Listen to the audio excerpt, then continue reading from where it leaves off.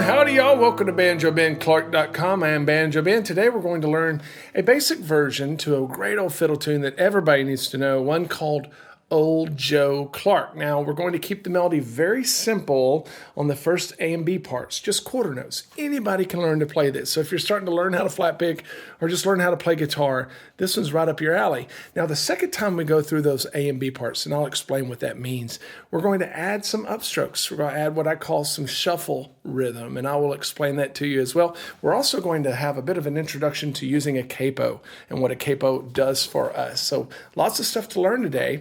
I'd be honored to have you on board at BanjoBenClark.com. I have over 500 lessons there for banjo, guitar, and mandolin, and I'll invite you over there here in a little bit. But for now, let's get started with a little Old Joe Clark. Let's talk a little bit of logistics before we dive into actually learning how to play the song. First thing I want to say is that this is a fiddle tune. This is the classic example of a fiddle tune. And I want to talk a bit about the structures of fiddle tunes, or at least most of them. Most of your fiddle tunes are divided into segments, and we call those A parts and B parts. The reason why they're called A and B is because they'll often have a little different chord progression from one another and a little different melody, enough to distinguish them so that we can label them. Yeah, that sounds like an A, that sounds like something different, we'll call it B. And then the other part about fiddle tunes, or at least most of them, is that we'll repeat those parts. So here's how it ends up looking. Most fiddle tunes have an A part that's 8 measures long. And then we'll repeat that A part for another 8 measures. That's 16 total measures. Then we'll go to the B part, which sounds a little different. That's 8 measures long. Then we'll repeat that B part. So we'll have a total of 32 measures in most fiddle tunes. And when I say most, it includes Old Joe Clark. Now, a little bit more about Old Joe Clark. It's in the key of A. This is a great fiddle tune. Fiddles love to play in the key of A. It's great for mandolins too. But for us, we're going to do something a little different.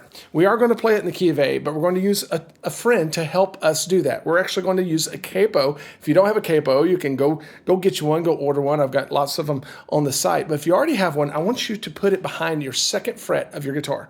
When I say behind, I mean right behind it, right? And what that's going to do is it's going to raise the tuning of all our strings a whole step. Now here's what we're going to do. A little bit of music theory, not too much, just a little.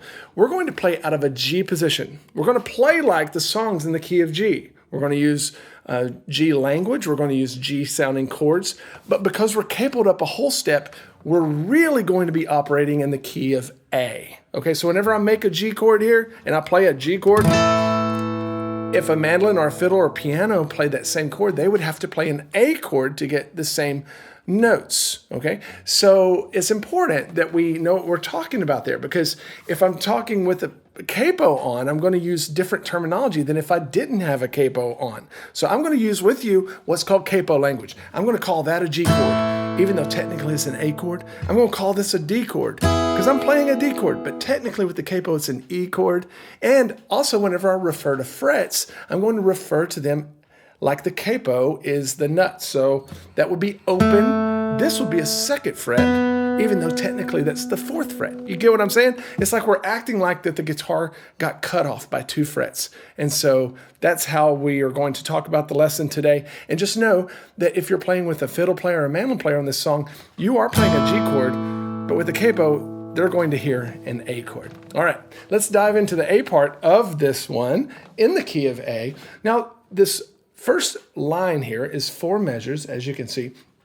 And the first 3 measures that we see have a G chord. Remember, capo language here is going to have a G chord played by the accompaniment. Okay. Now, the last measure of that line goes to a D chord. Actually an E, but by now you know what I mean whenever I say D.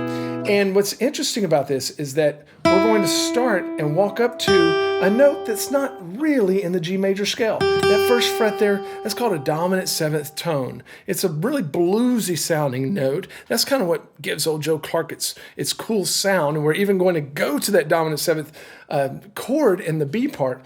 But we're walking up to something that sounds a little minor, a little bluesy. It sounds like this. Okay, so we're only playing over 2 strings, and we're only using 2 different frets. 3rd fret, open, 1st fret, open, 3rd, 1st, open. And we're going to do all of that with a downstroke with our pick hand. And then we're going to repeat much of it again.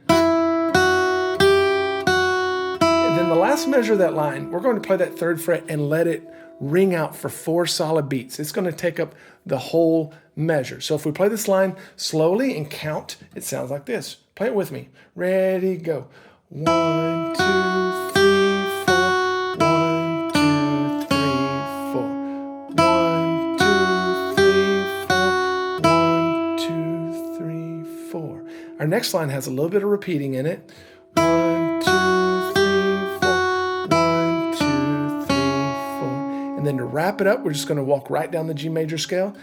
Measure 9. 1, 2, 3, 4. 1, 2, 3, 4. So that line all together. 2,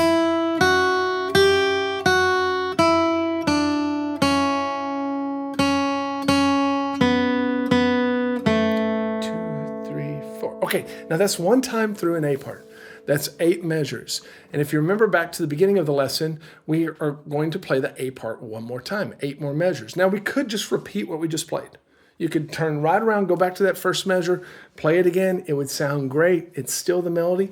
But I want to introduce another little element into the solo that I think will be a lot of fun for you and get you doing some alternate picking. That just means playing not only downstrokes, but upstrokes.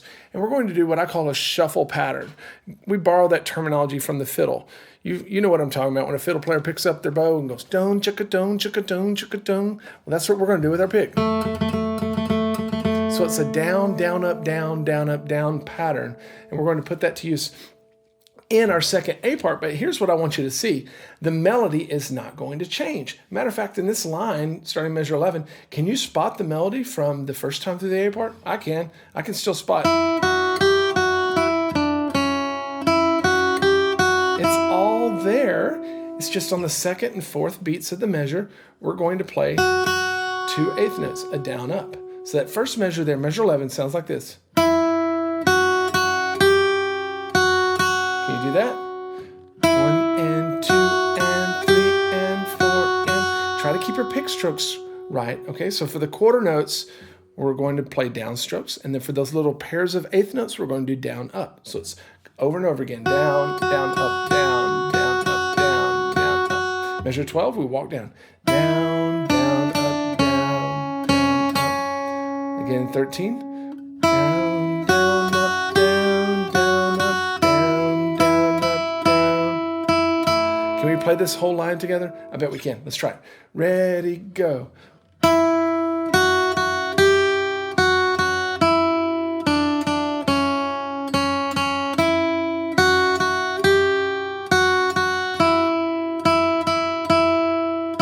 Some more repeating in measure 15. We've already learned this. And again, just like we did in measure 9, we're going to walk down the scale, but with this shuffle pattern. Measure 17.